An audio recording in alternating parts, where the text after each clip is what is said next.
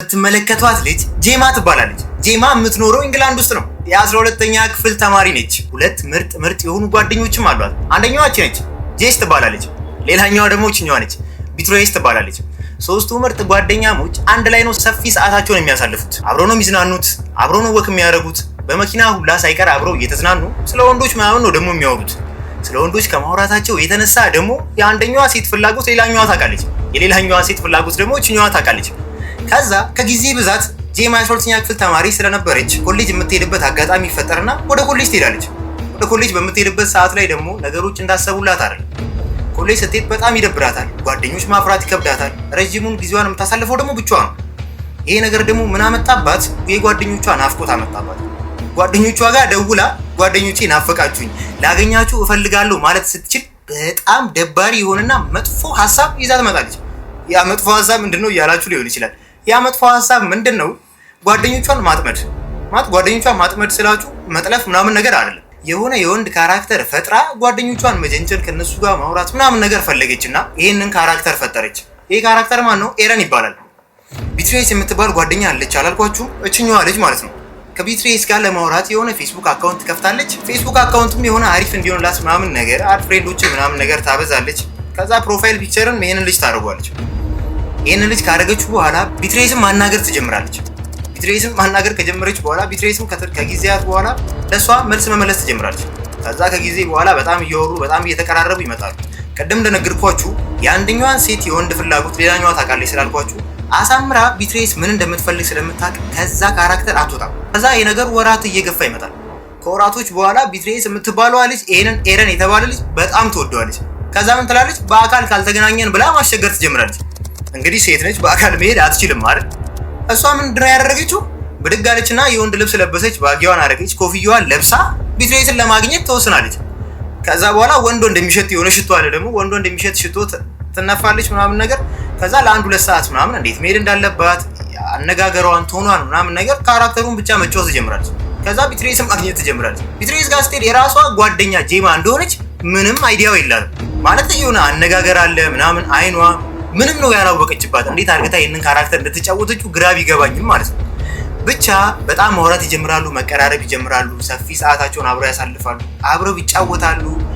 ሲኒማ ሳይቀር ራሱ አብረው እየሄዱ ፊልም ማየት ይጀምራሉ። ከዛ እቺ ቢትሬስ የተባለች ልጅ ኤረንን በጣም እየወደደችው ትመጣለች። ከዛ ይህ ሰዓት ላይ ምን ይፈጠራል? ለጓደኛዋ ትነግራታለች። አረ የሚገርም ጀለስ አግኝቻለሁ፣ በእናትሽ በጣም ነው የተመቸኝ፣ አስተሳሰቡ፣ አኗኗሩ፣ ስታይሉ ምናምን በጣም ነው የሚያምረው ምናምን ነገር ትላታለች።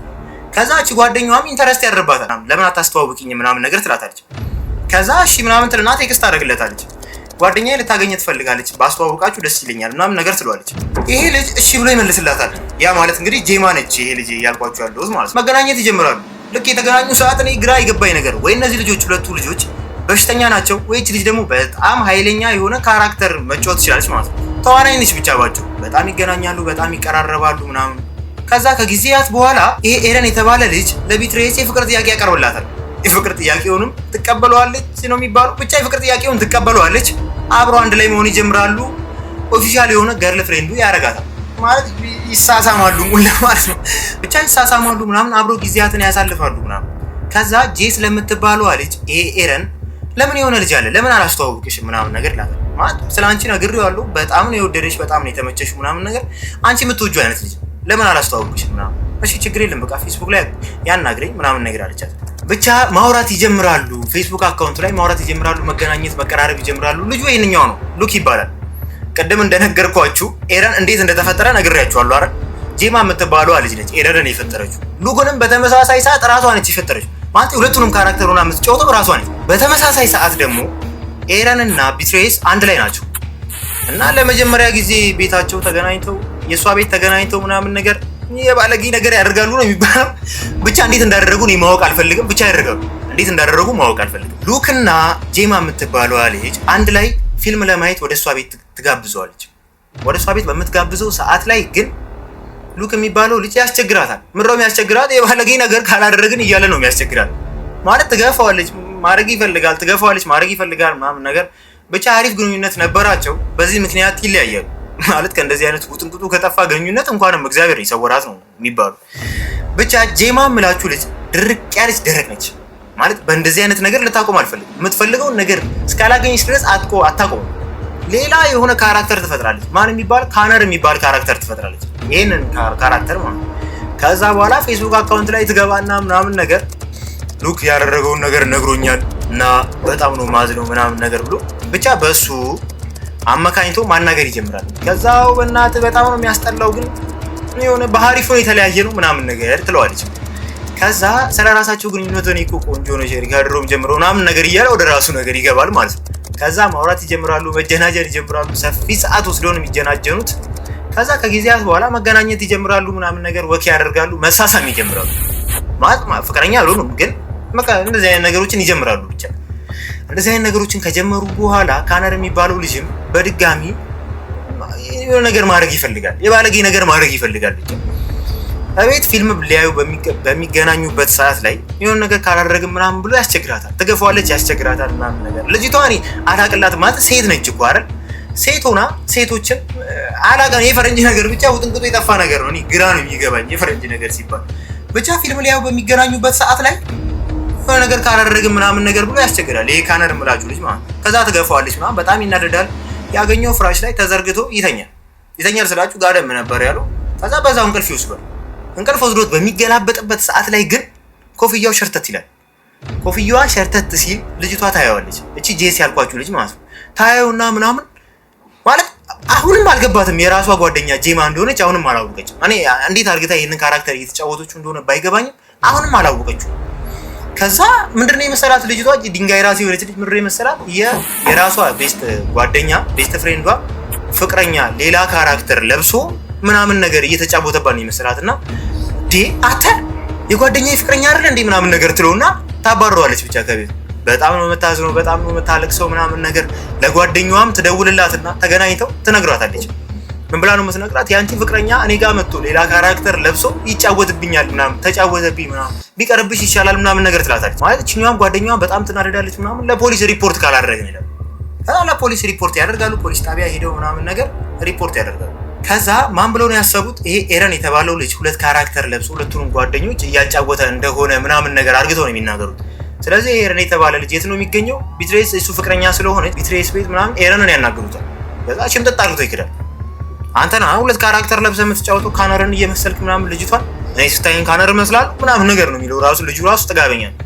ከዛ በተጠርጣሪነት እንዲሁ ይያዛል። ማለት አይታሰርም፣ ግን ፖሊሶች ክትትል ያደርጉበታል። ከዛ ምን ታደርጋለች? እቺ ጄማ የምትባለው ልጅ ምን ታደርጋለች? ፌስቡክ አካውንቷ ላይ ትገባና ሉክ በሚባለው ፌስቡክ አካውንቷ ማለት ነው በዚህ ልጅ ፌስቡክ አካውንት ትገባና ሁሉም ሰው ኤረንን ነው የወቀሰው ግን ጥፋተኛው እኔ ነኝ ምናምን ነገር ትላለች ማለት ነው።